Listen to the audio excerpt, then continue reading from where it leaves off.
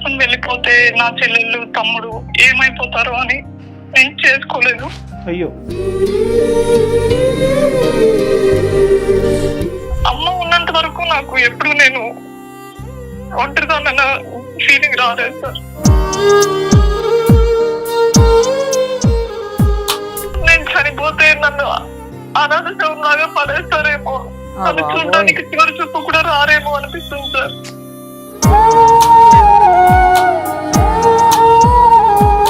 అనాథ శవం అనేది పక్కన పెట్టండి అమ్మా. అసలు ఎందుకు చనిపోవాలనేటట్టు నేను మాట అంటున్నాను. నేను ఎవరి కోసం బతకాలి సార్? ఏం చెప్పాలి సార్ అసలు?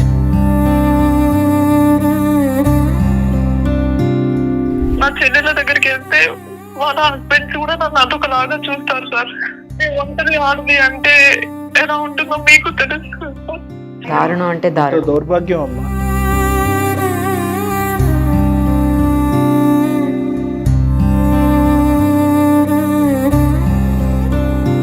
నాకు యాక్సిడెంట్ అయింది అని తెలిసినా కూడా ఎవరు చూడడానికి కూడా రాలేదు సార్. పగవాడు కూడా రాకూడదు.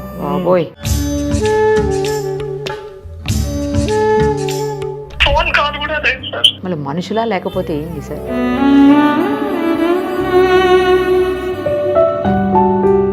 ఆఖరికి నాకు మాటలే రావట్లేదు. అదే కదా, మేమేం చేయగలం అమ్మా అనేటటువంటి ప్రశ్న అడగాలని అనిపించట్లేదు నాకు.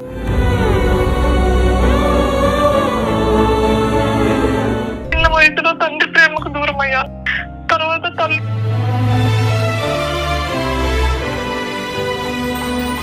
మేము ఫస్ట్ నుండి మా చెల్లెళ్ళకి తమ్ముడికి పెట్టేవాళ్ళం సార్. వాళ్ళు తింటే నేను తిన్నట్టు అంత అంత ప్రేమగా చూసుకున్నాను సార్. నేను నా పిల్లల్లాగా అనుకున్నాను సార్ వాళ్ళని.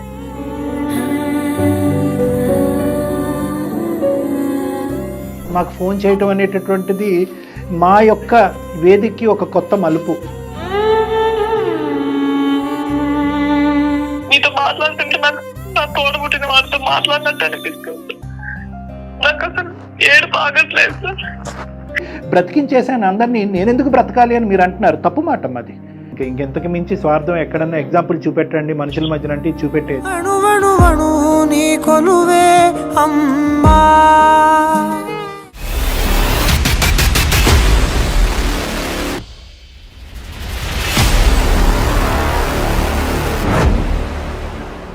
సుమన్ టీవీ అందమైన జీవితం కార్యక్రమానికి స్వాగతం. ప్రస్తుతం మనతో పాటున్నారు ప్రముఖ సైకియాట్రిస్ట్ డాక్టర్ కళ్యాణ్ చక్రవర్తి గారు. డాక్టర్ గారు నమస్తే అండి. సార్, ఇప్పుడు మనం మాట్లాడబోయేది ఒక విషాద గాథ అని చెప్పాలి. మరి ఆమె ఎలా తట్టుకుంటుందో నాకే అర్థం కావట్లేదు. ఆమె మెయిల్ చూస్తే చాలా నాకు బాధ అనిపించి వెంటనే పిక్ చేశాను. ఒకసారి మాట్లాడదాం సార్ ఆమెతోటి. పేరు వచ్చేసి మంజుల ఆమెది. ఒకసారి మాట్లాడదాం.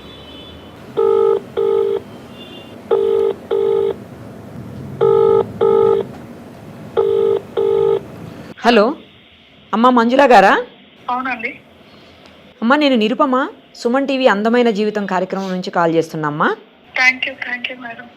అదే మీ మెయిల్ చూశానమ్మా, అందుకే మీ మెయిల్ ఇంపార్టెంట్ అనిపించింది నాకు. ఇమ్మీడియట్గా మీతో మాట్లాడాలి, మీకు ఏదన్నా సొల్యూషన్ తీసుకురావాలి, డాక్టర్ గారు అయితే కరెక్ట్గా మాట్లాడతారు చెప్తారని చెప్పి మీకు కాల్ చేశానమ్మా. నేను మీ ప్రాబ్లం ఏంటి? ఓకే అమ్మా, మీ ప్రాబ్లం ఏంటో చెబితే. లేదమ్మా, అన్ని మెయిల్స్ చూస్తామమ్మా మేము. డాక్టర్ గారితో మాట్లాడండి ఒకసారి. నమస్తే సార్. నమస్తే తల్లి. సార్, నా పేరు మంజుల సార్. 44 సంవత్సరాలు సార్. హైదరాబాద్ నుంచి మాట్లాడుతున్నాను సార్. సార్, నా బాధ ఎవరికి చెప్పుకోవాలి ఏంటి నాకు అర్థం కావట్లేదు సార్. ఎవరు చెప్పుకోవడానికి కూడా లేరు. అందుకే నేను మీకైనా చెప్పుకున్నాము, మీరు నాకు ఏదైనా సొల్యూషన్ చెప్తారు అని. 100% పూర్తిగా ట్రై చేద్దామమ్మా. 100% చెప్పండి అమ్మా. నాకు 2 చెల్లెళ్ళు, ఒక తమ్ముడు సార్. నాకు చాలా పెయిన్ ఉంది సార్. ఎవరికి చెప్పుకోవాలో అర్థం కావట్లేదు సార్. అందరూ ఉన్న ఒంటరిదాన్ని అయిపోయాను సార్ నేను. ఎమోషన్ బట్టి మాకు అర్థం అవుతుంది. కొద్దిగా మనసుని నిబ్బరం చేసుకుని చెప్పమ్మా. సార్, నాకు 16 సంవత్సరాలు ఉన్నప్పుడు మా ఫాదర్ చనిపోయారు సార్. నేను ఇంటర్ చదువుతున్నప్పుడు. అయ్యో. ఓకే. అమ్మ, నా చెల్లెళ్ళు, తమ్ముడు, నేనే ఇంటికి పెద్ద అందరినీ చూస్తున్నాను సార్. మాది కడప దగ్గర పక్కన చిన్న పల్లెటూరు. మా ఫాదర్ చాలా డ్రింకర్ అండి. తాగుడుకు బానిస అయ్యి చుట్టూ మొత్తం అప్పులు చేసి ఇల్లు పొలాలు అన్ని అమ్మేసి తాగుడుకు బానిసై ఆయన చనిపోయారు సార్. హే. అంత చిన్న ఏజ్ లో తండ్రి ప్రేమకు దూరం అయ్యి ఇంటి బాధ్యత నేనే తీసుకున్నాను సార్. కరెక్ట్. ఇంకా అక్కడ ఉండలేక మా నాన్న చనిపోయిన తర్వాత హైదరాబాద్ కి వచ్చేసాం సార్ అందరం. ఇక్కడ చిన్న చిన్న పనులు ఏదో చేసుకుంటూ చెల్లెళ్ళని తమ్ముడిని చదివించాం సార్. మీరు చదువుకున్నారా? మీరు చదువు ఆపేశారమ్మా ఆ టైంలో? నేను ఇంటర్ వరకే చదువుకున్నాను సార్, తర్వాత ఆపేశాను సార్. ఆపేశారు. నాన్నగారు చనిపోవడంతో మీరు చదువు ఆపేశారు, మీరు పనులు చేసుకుంటూ వీళ్ళని చదివించారు. నాకు చదువుకోవాలని ఉండేది సార్, కానీ నేను చదువుకుంటే చదివించడానికి డబ్బులు మా స్తోమత సరిపోదు కాబట్టి మేము తర్వాత ఆపేశాను సార్. నేను అర్థమైందమ్మా. ఇక్కడికి హైదరాబాద్ కి వచ్చిన తర్వాత మేము ఏదో చిన్న చిన్న పనులు చేసుకుంటూ అమ్మ నేను చెల్లెళ్ళని తమ్ముడిని చదివించాం సార్. చెల్లెళ్ళకి మాకున్నంతలో పెట్టి చెల్లెళ్ళకి పెళ్లి చేసేసాను సార్. తమ్ముడు కూడా బాగా చదివించాను సార్. చెల్లెళ్ళని ఇంటర్ వరకు చదివించాను, తర్వాత పెళ్లి చేసేసాము. తర్వాత తమ్ముడికి జాబ్ వచ్చింది సార్, బీటెక్ చదివాడు. వాడు ఇప్పుడు మ్యారేజ్ చేసుకుని పిల్ల పాపలతో అందరూ సంతోషంగా ఉన్నారు సార్. అతని మ్యారేజ్ కూడా నువ్వు దగ్గర నుండి చేసావమ్మా? అవును సార్, నేనే చేశాను సార్. ఇప్పుడు మీ వయసు 44, మరి మీ మ్యారేజ్ అమ్మా? నేను చేసుకోలేదు సార్. చేసుకోలేదు. అయ్యో. అంటే నాకు 18 సంవత్సరాలు 20 సంవత్సరాలు అలా ఉన్నప్పటి నుంచి పెళ్లి సంబంధాలు వచ్చాయి సార్, కానీ నేను మ్యారేజ్ చేసుకోలేదు. ఎందుకంటే నేను పెళ్లి చేసుకుని వెళ్ళిపోతే నా చెల్లెళ్ళు తమ్ముడు ఏమైపోతారో అని నేను చేసుకోలేదు. అయ్యో. చాలా సంబంధాలు వచ్చేసాను, కానీ నాకు ఇష్టం లేదు అలా చెప్పేదాన్ని. అందరూ అనుకునే వాళ్ళు ఈ అమ్మాయి ఎవరినో ప్రేమిస్తుంది, ఎవరు ఉన్నారు ఈ అమ్మాయి లైఫ్ లో, అందుకే తను పెళ్లి చేసుకోవట్లేదు అలా అని. ఇంట్లో అమ్మ కూడా చాలా గొడవ చేసేది, పెళ్లి చేసుకో అని. కానీ నాకు ఎవరు లేరు అని చెప్తే ఎక్కడ మ్యారేజ్ చేసేసి పంపించేస్తారేమో, వీళ్ళందరూ ఏమైపోతారో అన్న బాధతో నేను చేసుకోలేదు సార్. లేదు, నాకు అవును నిజంగానే నా లైఫ్ లో ఎవరు ఉన్నారు, నేను ప్రేమిస్తున్నాను, తననే పెళ్లి చేసుకుంటానని అలానే చెప్పుకుంటూ ఉండేదాన్ని సార్ నేను అందరికి. అండర్స్టూడ్ అమ్మా. అమ్మా ఇప్పుడు రీసెంట్ గా అమ్మ కూడా 4 years బ్యాక్ చనిపోయింది. అమ్మగారు లేరమ్మా? లేదు సార్, అమ్మ కూడా చనిపోయింది సార్ ఇప్పుడు. అయ్యయ్యో. ఇప్పుడు చెల్లెళ్ళు పెళ్లిళ్ళు చేసుకుని సంతోషంగా ఉన్నారు సార్. ఎవరి లైఫ్ లో వాళ్ళు ఉన్నారు సార్. నాకు నేను పెళ్లి చేసుకుంటే అమ్మ ఏమైపోతుందో అని వాళ్ళందరికీ పెళ్ళైన తర్వాత కూడా నేను చేసుకోలేదు సార్. నేను పెళ్లి చేసుకుంటే నన్ను చూసుకుంటారు కానీ నాతో పాటు అమ్మ బాధ్యత కూడా ఎవరు తీసుకోరు కదా అన్న ఉద్దేశంతో నేను పెళ్లి చేసుకోలేదు సార్. చాలా మంది చెప్పేవాళ్ళు నేను చేసుకుంటాను, నేను మీ అమ్మని చూసుకుంటానని, కానీ నాకు నమ్మకం లేదు సార్. అదేనమ్మా. అదే అంటే అమ్మది న్యాచురల్ డెత్ అమ్మా, లేదంటే అనుకోని పరిస్థితుల్లో చనిపోయారా? సడన్ గా చనిపోయారా? అమ్మకి హెల్త్ బాగాలేకుండా చనిపోయింది సార్. ఓకే. ఎక్కడ ఉంటున్నారమ్మా మీరు? మరి నేను ఒక్కటే ఉంటాను సార్. ఏం చేస్తూ ఉంటారమ్మా? ఏమైనా వర్క్ చేస్తున్నారా? నాకు రీసెంట్ గా ఒక 6 months బ్యాక్ యాక్సిడెంట్ అయింది సార్. అయ్యో, అదేంటమ్మా? యాక్సిడెంట్ అయ్యి కాలు ఫ్రాక్చర్ అయింది సార్. అంటే నాకు అమ్మ చనిపోయిన తర్వాతనే అందరి నిజ స్వరూపాలు తెలిసాయి సార్. అమ్మ ఉన్నంత వరకు నాకు ఎప్పుడు నేను ఒంటరిగా ఫీలింగ్ రాలేదు. అమ్మ నేను సంతోషంగా ఉండేవాళ్ళము. అదేనమ్మా. ఇప్పుడు అందరూ ఉన్న అనాథ అనిపిస్తుంది సార్ నాకు. ఇప్పుడు చెల్లెళ్ళ దగ్గరికి వెళ్ళిన వాళ్ళు నన్ను సరిగా చూడరు సార్, పట్టించుకోరు. ఒకప్పుడు వాళ్ళ కోసమే నా జీవితం అంతా సాక్రిఫైస్ చేశాను సార్. అబ్సల్యూట్లీ. మానవత్వం లేదు, కనికరం లేదమ్మా. మీ బ్రదర్ అమ్మా మరి అతను? వాడు కూడా చూసుకోడు సార్. వాళ్ళ ఇంటికి వెళ్ళిన వాళ్ళ ఆవిడ నన్ను కొంచెం చీప్ గా చూస్తుంది. ఇలా మీ ఆవిడ నన్ను అందాన్ని మాట్లాడుతుంది, ఇలా అంటుంది అలా అంటుంది అని చెప్పినా వాడు పట్టించుకోడు సార్. మా అమ్మ ఉన్నప్పుడే అమ్మని నన్ను పట్టించుకోలేదు సార్ మా తమ్ముడు. అదేలేండి, మీ ఇంట్లో వాళ్ళకి బుద్ధి లేకపోతే బయట ఉన్న వాళ్ళని ఆరోగ్యం బాగాలేదు అని చెప్పినప్పుడు కూడా వాడు పట్టించుకోలేదు. అప్పుడు కూడా రాలేదు. అమ్మ పరిస్థితి బాగాలేనప్పుడు కూడా మీ బ్రదరు సాయం చేయటం కానీ మొహం చూపెట్టడం కానీ చేయలేదు. ఎవరు పట్టించుకోలేదు. Very bad. అమ్మకు బాగాలేనప్పుడే రానప్పుడు ఇప్పుడు నన్ను వాళ్ళు చూస్తారు, మాట్లాడతారు అని కూడా నమ్మకం లేదు సార్. పైగా నాకు యాక్సిడెంట్ అయింది, నేను బాగున్నప్పుడు నాది నేను చూసుకోగలను సార్. కానీ నాకు యాక్సిడెంట్ అయింది అని తెలిసినా కూడా గవర్నమెంట్ హాస్పిటల్లో ట్రీట్మెంట్ చేసుకుంటున్నప్పుడు ఎవరు చూడ్డానికి కూడా రాలేదు సార్. దారుణం అసలు, దారుణం అంటే దారుణం. దౌర్భాగ్యం అమ్మా. అదే కదా, మీ కష్టం పగవాడికి కూడా రాకూడదు. కనీసం ఒక ఫోన్ కాల్ కూడా లేదు సార్. మళ్ళీ మనుషులా లేకపోతే ఏంది సార్? స్వార్థం మేడం, ఇంత దారుణం అసలు. హైట్స్ ఆఫ్ స్వార్థం అని ఇంకెంతకు మించి స్వార్థం ఎక్కడన్నా ఎగ్జాంపుల్ చూపెట్టండి మనుషుల మధ్యన అంటే చూపెట్టేయచ్చు. వాళ్ళ కోసమే నా సంతోషాన్ని అన్నిటినీ వదిలేసి జీవితాన్ని అసలు నేను నా జీవితాన్ని తమ్ముడికి చెల్లెల కోసం నేను త్యాగం చేశానా, లేకపోతే నా జీవితాన్ని నేను నాశనం చేసుకున్నానా నాకు అర్థం కావట్లేదు. అంతేగా మరి.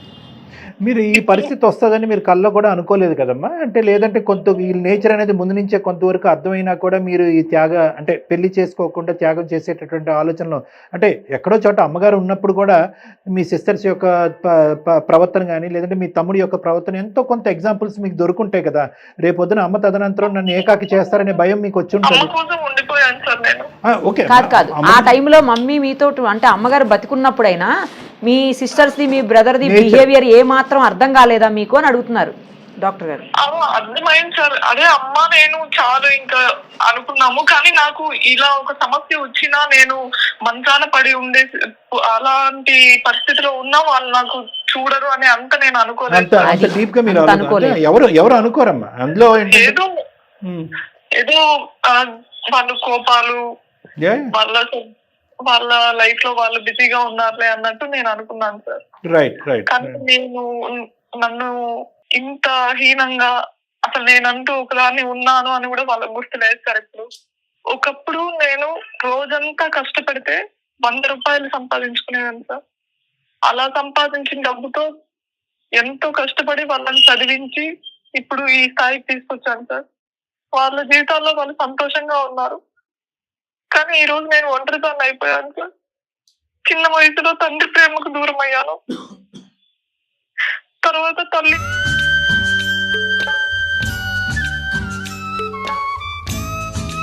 ఇప్పుడు నాకంటూ ఎవరు లేరు సార్. నా బాధ చెప్పుకోవడానికి ఎవరు లేరు. కనీసం మీకైనా చెప్తే నా బాధ అంటూ ఎంతో తగ్గుతుందని చేశాను సార్ మీకు.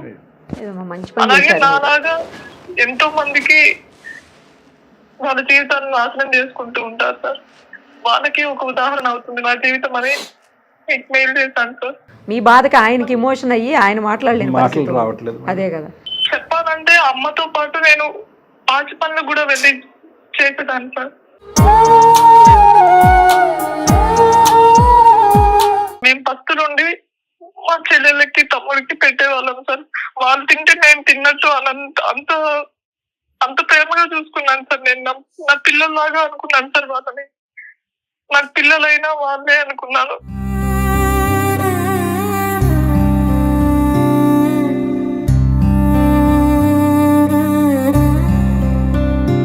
నా తమ్ముడు పిల్లలకి నేను బట్టలు కుట్టి ఇస్తే నా పిల్లలకి ఇచ్చినంత సంతోషంగా ఉండేది సార్. కానీ మా తమ్ముడు భార్య నన్ను చాలా హీనంగా చూస్తుంది సార్. నా చెల్లెల దగ్గరికి వెళ్తే వాళ్ళ హస్బెండ్స్ కూడా నన్ను అదొకలాగా చూస్తారు సార్. ఒంటరి ఆడది అంటే ఎలా ఉంటుందో మీకు తెలుసు సార్.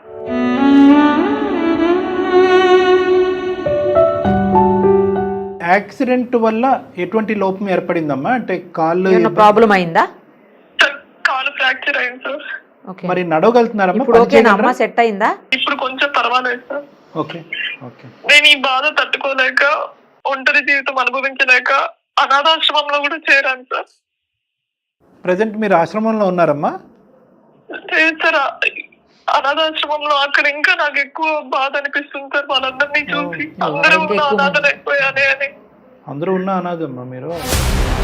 ఇప్పుడు పరిస్థితి ఏంటమ్మా? అంటే ఇప్పుడు ఆఖరికి నాకు మాటలే రావట్లేదు, మేమేం చేయగలమమ్మా అనేటటువంటి ప్రశ్న అడగాలని అనిపించట్లేదు నాకు. ఎందుకంటే ఏం చేయగలమో అనేటటువంటి తెలిస్తే ఆ ప్రశ్న నేను అడగచ్చు. నాకు బతకాలని లేదు సార్.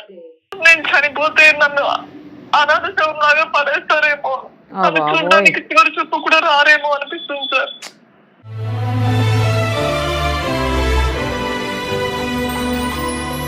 చెప్పాలి సార్? అసలు ఏం మాటలు, మనకు మాటలు లేకుండా అయిపోయింది. మంజుల గారు ఇప్పుడు ఫస్ట్ టైం ఒకటి మేడం, మంజుల గారు ఐఎమ్ సారీ అమ్మ, ఇక్కడ ఏంటంటే మీరు బహుశా ఈ వేదిక బాధ చెప్పుకునేటటువంటి వేదిక అవుతుంది, సొల్యూషన్ అనేటటువంటిది ఇలాంటి సమస్యలకు ఉంటుందో లేదో అనేది ఎవరికీ తెలియదు. కానీ అట్లీస్ట్ బాధ చెప్పుకునేటటువంటి వేదికగా డాక్టర్ కళ్యాణ్ చక్రవర్తి, నిరుపమ మేడం వినేటటువంటి వ్యక్తులుగా మీరు భావించి మాకు ఫోన్ చేయటం అనేటటువంటిది మా యొక్క వేదికకి ఒక కొత్త మలుపు. అంటే ఎన్నో ఎపిసోడ్స్ చేసాం ఇప్పటికి ఎన్నో సంవత్సరాలు బట్టి. కానీ ఏంటంటే ఈ యాంగిల్లో కూడా మేము కూడా మీ తోడుగా నిలబడి మీ బాధను అర్థం చేసుకుని ధైర్యాన్ని ఇవ్వగలుగుతాం. కేవలం బాధ పంచుకోవడం మాత్రమే కాదు సార్, నాలాగా ఎంతో మంది జీవితాలన్నీ నాశనం చేసుకుంటూ ఉంటారు సార్. అంటే నేను మంజుల గారు అయినా కానీ నేను మాట్లాడాలి కాబట్టి ఒక 2 నిమిషాలు మాట్లాడతానమ్మా. ఒకటి, నా మాటల వల్ల మీకేమైనా మనోధైర్యం వచ్చి మీ ఆలోచనలో ఇంకా బ్రతకూడదు అనేటటువంటి ఆలోచన ఇప్పటి కాదు ఎప్పటికైనా కూడా విరమించుకుంటారనేటటువంటి నమ్మకంతో మాట్లాడుతున్నాను. రెండోది ఏంటంటే, ఏదైతే మీ జీవితానికి సంబంధించినటువంటి గాథ ఏదైతే ఉందో దీనికి ఒక లైన్ చెప్పండి సార్ అంటే, ఒక లైన్గా వివరించండి అని చెప్తే కనుక ఒకే సింగిల్ లైన్ ఏంటంటే, బ్లైండ్ ఫెయిత్, గుడ్డి నమ్మకం. ఈ కలికాలంలో ఇదివరకు బాగుండేదా సార్? ఒక 20 సంవత్సరాలు 40 సంవత్సరాల క్రితం బాగుండేదా అంటే కనుక అప్పుడు మనం ఈ ఎపిసోడ్ చేసినా అక్కడ ఉదాహరణకి నేను చెప్తున్నాను, నేను అప్పుడు ఇలాగే మాట్లాడి ఉండేవాడిని, ఇప్పుడు కూడా ఇలాగే మాట్లాడతాను. అంటే ఏంటంటే, నా స్థానాన్ని నేను ఎప్పుడూ కాపాడుకుంటూ నలుగురికి త్యాగం చేయటం అనేటటువంటిది ఎటువంటి తప్పు లేదమ్మా. కానీ నా స్థానాన్ని బలహీనపరుచుకుని రేపటి రోజు నాకు గుడ్డి రోజులు వచ్చినప్పుడు ఎవరు నన్ను చేపట్టుకుని కాపాడుతారో, నాకు దిక్కెవరు అనేటటువంటి ప్రశ్న ప్రతి మనిషికి ఉండాలి. త్యాగం చేయండి, అన్ని విధాలుగా త్యాగాలు చేయండి, అన్ని విధాలుగా సహాయపడండి, కాయ కష్టం చేసుకుని కుటుంబ సభ్యులని సహాయపడండి. అంతేగాని ఎప్పటికీ కూడా రోజులు ఒకేలా ఉంటారు, నా అనేటటువంటి వాళ్ళు ఎప్పటికీ నాకు తోడుగా ఉంటారు అనేటటువంటి నమ్మకం మాత్రం ఎవరికీ ఉండకూడదని నేను చెప్తానమ్మా. ప్రేమ, ఆప్యాయతలు, బంధాలు అందరికీ ఉండాలి. ఎవరికైనా అవసరమైతే సహాయం చేయాలి, కానీ మనం కష్టపడి సాయం చేయాలి, వాళ్ళు కష్టం రాకుండా చూడాలి అని చెప్పి మనకి ఎప్పటికీ కష్టం పడకుండా ఉంటామేమో, మనం కష్టపడేటటువంటి రోజులు మనకు వచ్చినప్పుడు వీళ్ళు ముందుకు వచ్చి మనకు హెల్ప్ చేస్తారనేటటువంటి గుడ్డి నమ్మకం మాత్రం ఉండకూడదమ్మా. అంటే మీ గాథను నలుగురికి వినిపించారు, అయ్యో పాపం అని చెప్పి మీరు ఎలాగైతే కంటతడి పెట్టుకుంటున్నారో మేము బాధపడ్డాం, మేము కంటతడి పెట్టుకున్నాం, అలాగే చూసేటటువంటి ప్రేక్షకులు ఎంతోమంది కంటతడి, ఇంకొకరైనా మారుతారు, ఇంకొకరైనా ఇలా చెయ్యరు అని. అంటే దీన్ని బట్టి నేను ఏంటంటేనమ్మా, చూసేటటువంటి వాళ్ళు ఎవరైనా ఉంటే కనుక ఇదే స్థానంలో ఉన్నా, లేదంటే ఇటువంటి స్థానం లేదని నా అన్నదమ్ములు, నా తోబట్టులు ఇలా ఆలోచించరు అనేటువంటి నమ్మకంతో ఉన్నా కూడా వాళ్ళందరికీ కూడా ఒక మెసేజ్. చాలామంది ఈ మాట చెప్పారమ్మా నాకు, మా తండ్రి చనిపోయిన తర్వాత నేను చదువు ఆపేసానండి, నేను చదువు ఆపేసి నా ఇంటిల్లిపాది నేను చూసుకుంటున్నానండి, వాళ్ళకి నేను కాయ కష్టం చేసుకున్నాను, నేను ఏదో మీరు చెప్పినట్టుగా పాచి పన్ను, ఈ పన్ను, ఆ పన్ను చేసుకుంటూ నా తోబట్టుల్ని చదివించుకున్నానండి, మా అమ్మగారు ఆరోగ్యాన్ని కాపాడానండి, వాళ్ళకి కష్టం రాకుండా చూసుకున్నానండి అని అంటారే కానీ రేపొద్దున పెళ్ళిళ్ళు అయిన తర్వాత నా అక్క చెల్లెలు కానీ నా అన్నదమ్ములు కానీ వాళ్ళ మనస్తత్వాలు మారచ్చు, లేదంటే వాళ్ళతో పాటు వచ్చినటువంటిది ఎవరైతే పెళ్లి చేసుకున్నారో వాళ్ళ మనస్తత్వాలు మారచ్చు. అప్పుడు నేను ఏకాకి అయితే కనుక నా పరిస్థితి ఏంటి అనేటటువంటిది అందరూ కూడా ముందస్తు ఆత్మ పరిశీలన చేసుకోండి. నేను ఇదే చెప్తానమ్మా ఎప్పటికీ. నెంబర్ 2, ఇది ఏదైతే కనుక మీరు ఈరోజు చాలా బాధగా చెప్పారో ఆ అంశాన్ని నేను ఎప్పటికీ కూడా ఖండిస్తానమ్మా. నేను పెళ్లి చేసుకుంటే కనుక వచ్చేటటువంటి వ్యక్తి మా అమ్మను చూడ్డేమో, ఎందుకమ్మా మనం ముందస్తు ఎందుకు ఊహించుకోవాలమ్మా? ఎందుకు ఊహించుకోవాలి? నేను పెళ్లి చేసుకుంటే కనుక నా పెళ్లి చేసుకునేటటువంటి వ్యక్తిని నా తోబుట్టులు చదువులకు అడ్డుపడతాడేమో, అమ్మ ఎందుకు ఊహించుకోవాలి అలాగా? ఆ విధంగా మీ అంత బ్రాడ్ మైండెడ్గా మీరు వాళ్ళ అమ్మ నాన్నని ఎంత బాగా చూసుకుంటారో అదే బ్రాడ్ అండ్ మైండెడ్గా అన్ని చోట్ల ఉండకపోవచ్చు, కానీ కొంతమంది అన్నా ఉండరా? అది ముందస్తు మనం మాట్లాడుకోలేమా? దానికి పెళ్ళే త్యాగం చేయాలా? నాకంటూ ఒక తోడు లేనటువంటి పరిస్థితిని తీసుకొచ్చుకోవాలా? సో నేనేమంటానంటే అమ్మా, ఎన్ని సమస్యలున్నా, ఎన్ని బాధ్యతలున్నా, ఎన్ని బరువులున్నా, at the end of the day పెళ్లి అనేటటువంటి బంధాన్ని ప్రతి మనిషి కాపాడుకుంటూ ముందుకెళ్లాలమ్మా. కొడుకుల కంటే అల్లుళ్ళే బాగా చూసుకుంటున్నారు. రియల్లీ ఎంత మంచి మాట చెప్పారో చూసారా నిరుపమ గారు? నా సొంత తమ్ముడు చెల్లెళ్ళే నన్ను చూసుకోవట్లేదు సార్, పట్టించుకోలేదు, ఇంకా అల్లుడు ఎలా చూసుకుంటారు సార్? వెల్ అదేనమ్మా, అదే నేను అనేది. ఉన్నారు, అలాగే ఉన్నారు, ఇప్పుడు అలాగే ఉన్నారు. సొంత వాళ్ళకంటే బయట నుంచి వచ్చిన అల్లుడే అత్తగారు మామగారిని బాగా చూసుకుంటున్నారమ్మా. ఎవరి కోసం సార్ నేను బతకాలి?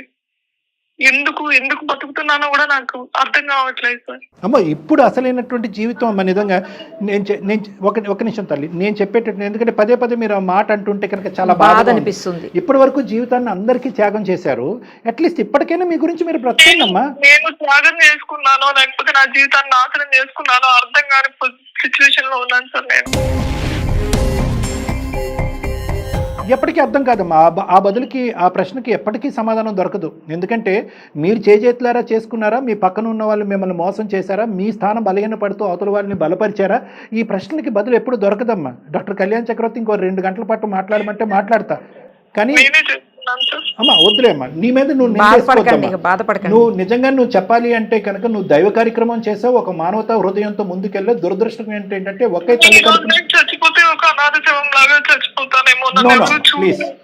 అలా మాట్లాడకండి అసలు మంజుల గారు. అనాథ శవం అనేది పక్కన పెట్టండి అమ్మా. అసలు ఎందుకు చనిపోవాలనేటట్టు నేను మాట అంటున్నాను. ఇక్కడ దురదృష్టకరం ఏంటంటే మీకోసమే అమ్మా మీ గురించి మీరు బతకాలి, నెంబర్ 1. నెంబర్ 2 ఏంటంటే మీరు మానవతా హృదయంతో మీరు ముందుకెళ్ళారు, కానీ ఒకే కడుపును పుట్టినటువంటి మిగతా మీ తోడుబుట్టులకి అందులో ఆ మాత్రం ఇంగిత జ్ఞానం కానీ 10వ వంతు మానవత్వం కూడా 100వ వంతు మానవత్వం కూడా లేకపోవడం అనేది దురదృష్టకరం అమ్మ. అన్ని కుటుంబాలు ఇలా ఉంటాయని నేను అనుకోను. బహుశా మీరు పెళ్లి చేసుకుంటే మీరు పెళ్లి చేసినటువంటి వ్యక్తి మీ తమ్ముళ్లాగే ప్రవర్తిస్తాడని అయితే మాత్రం నేను అనుకోనమ్మా. నేను ఆప్టమిస్టిక్గానే ఆలోచిస్తాను. కానీ ఇది గతః. ఇప్పుడు నేనెందుకు బ్రతకాలండి, ఎవరు నా తోడంటూ లేనప్పుడు నేనెందుకు బ్రతకాలంటే, ఎస్ మీ గురించి మీరు బ్రతకాలి. ఇప్పటికైనా స్వార్థం అనేది నేర్చుకోండి. మీ గురించి మీరు బ్రతకండి, మీ శరీరాన్ని మీరు నమ్ముకోండి, మీ మనసుని మీరు నమ్ముకోండి. దేవుడిచ్చిన జీవితాన్ని అర్ధాంతరంగా తుంచకండి అమ్మా. దేవుడిచ్చిన జీవితం మీరు బ్రతకండి. ఏమో మీ నుంచి ఇంకెవరికన్నా మంచి జరుగుతుందేమో రేపు పొద్దున. ఏవైతే మీ పిల్లలు మీ తోబుట్టుల గురించి చేశారో ఎంతో మందికి అదే సేవ గురించి వెయిట్ చేస్తున్నారమ్మా. అనాథలు ఎంతో మంది సేవ గురించి ఆలోచిస్తున్నారు. మీరు ఎటువంటి ప్రతిఫలాన్ని ఆలోచించకుండా మీరు సేవ చేశారు. అదే ప్రతిఫలాన్ని ఆలోచించకుండా సామాజిక సేవకి మీరు మీ జీవితాన్ని అంకితం చేయండి అమ్మా. అది ఎంత మనస్తృప్తినిస్తుంది, ఎంత మనశ్శాంతినిస్తుంది. కాబట్టి నేనేమంటున్నానంటే మీ మనసులో ఒక చక్కటి మానవ హృదయం ఉంది మీ మనసులో. ఏంటది అంటే కనుక నలుగురికి సేవ చేయి, నువ్వు బ్రతుకు, నలుగురిని బ్రతికించు. కానీ ఇప్పుడు మీరు ఇంత దూరం ప్రయాణం చేసిన తర్వాత 44 సంవత్సరాలు వచ్చేటప్పటికి బ్రతికించేసాను అందరినీ, నేనెందుకు బ్రతకాలి అని మీరు అంటున్నారు. తప్పు మాట అది. ఇప్పటికి కూడా మీ అదే ధర్మాన్ని కంటిన్యూ అవ్వండి. మీకు కావాలి అంటే కనుక నేరు నిరుపమ మేడం మీకు చక్కటి ఒక ఆశ్రయం కలిగిస్తాము. ఒక ఉద్యోగ అవకాశం ఎక్కడన్నా ఉంటే కనుక అది కూడా కలిగిస్తాము. మీరు కష్టపడండి, 4 పైసలు సంపాదించుకోండి, సాయపడండి. ఆ 4 పైసల్లో ఒక 2 పైసలతో సహాయపడండి. సేవా కార్యక్రమం, మానవ ధర్మం. ఏ సమాధానం లేనటువంటి నా జీవితానికి ఇంక రేపో మాపో అంతరించిపోతే కనుక, చనిపోతే కనుక నా శవాన్ని తీసుకోవటానికి నా శవం వైపు ఒక కన్నెత్తి చూసేటటువంటి నాదిరే ఉండడేమో అంటే కనుక అసలు శవం అవ్వాల్సినటువంటి అవసరం ఏంటని నేను అడుగుతా. 2 మాటలు గుర్తుపెట్టుకోండి అమ్మా. 1, ఎవరికో ఒక ఆలోచన లేదు, ఒక మనసు లేదు, ఎవరో రాక్షసత్వంగా ప్రవర్తిస్తున్నారు, ఎవరికి మినిమం బుద్ధి జ్ఞానం కూడా లేని మనుషులు ఉంటే కనుక అదే బుద్ధి జ్ఞానం మానవత్వం ఉండేటటువంటి మనుషులు 100 కోట్ల మంది ఉన్నారమ్మ సమాజంలో. కానీ దురదృష్టం ఏంటంటే వాళ్ళకి మీలాంటి పెద్ద మనసు చేసుకుని సహాయపడేటటువంటి వాళ్ళు లేరు. వాళ్ళు దిక్కుమొక్కు లేనటువంటి పరిస్థితిలో ఉన్నారు. అలాంటి వాళ్ళకి మీరు దిక్కుమొక్కు అయ్యేటటువంటి ఒక ఆలోచనతో మీరు ముందుకు రండి. మీకు మానసికంగా ఎంతో సంతృప్తి, సంతోషాన్ని ఇస్తుంది. మీ జీవితానికి ఒక మీనింగ్ అనేటటువంటిది వస్తుంది. బ్రతకాలనేటటువంటి ఆలోచన, కోరిక మీకు వస్తుంది. మీకంటే ప్రాబ్లమ్స్లో ఉన్న వాళ్ళని చూడండి, ఆ ప్రాబ్లమ్స్ ముందు మీది చాలా చిన్నది అనిపిస్తుంది అమ్మా. 1, మీ మానసిక పరిస్థితిని బలపరచడంలో నేను కౌన్సిలింగ్ చేస్తాను, మిమ్మల్ని డిప్రెషన్ నుంచి బయటకు తీస్తాను. మెడికల్, మీ కాళ్ళకి ఏదైనా మెడికల్ హెల్ప్ కావాలంటే కనుక ఆ విధమైనటువంటి హెల్ప్ కూడా మేము చేయడానికి ట్రై చేస్తాం. మీకు ఆశ్రయం లేకపోతే కనుక మీరు ఉండడానికి ఏదైనా ఆశ్రయం కూడా అరేంజ్ చేస్తాం. 4వది ఏంటంటే అన్ని విధాలుగా ఈ 3 సక్రమంగా ముందుకెళ్ళేటట్టయితే కనుక, మీరు మనోధైర్యంతో ముందుకు వచ్చేటట్టయితే కనుక మీకు ఉద్యోగ అవకాశం కూడా చూపెట్టే ప్రయత్నం చేస్తాం. అంతవరకు అయితే మేము సహాయపడగలం. అది ప్లీజ్. నేను చేసిన దానికి నా తమ్ముడు ఈ మాత్రం మాట్లాడుంటే నాకు చాలా సంతోషంగా ఉండేది సార్. మీతో మాట్లాడుతుంటే నాకు నా తోడబుట్టిన వాడితో మాట్లాడినట్టు అనిపిస్తుంది సార్. నాకు అసలు ఏడుపు ఆగట్లేదు సార్. నాకు మళ్ళీ నేను బతకాలి, ఏదో ఒకటి చెయ్యాలి అని ఆశ కలుగుతుంది సార్. తప్పకుండా ఒక్కసారి రండి మీరు, దయచేసి ఒక్కసారి సార్ దగ్గర రండి అమ్మా. ఓకేనా? తప్పకుండా వస్తాను మేడం. టేక్ కేర్ అమ్మా, take care. Thank you so much. పోన్లేండి, అంత బాధలో, అంత పెయిన్ఫుల్ కండిషన్లో ఉన్నటువంటి పరిస్థితుల్లో ఆమె చిన్న మాట లాస్ట్లో, నాకు బ్రతకాలన్న ఆశ ఉంది అని మనం సక్సెస్ అయినట్టే. థ్యాంక్ యూ మీకు కూడా థ్యాంక్ యూ. అయ్యో థ్యాంక్ యూ, నమస్తే మేడం, థ్యాంక్ యూ.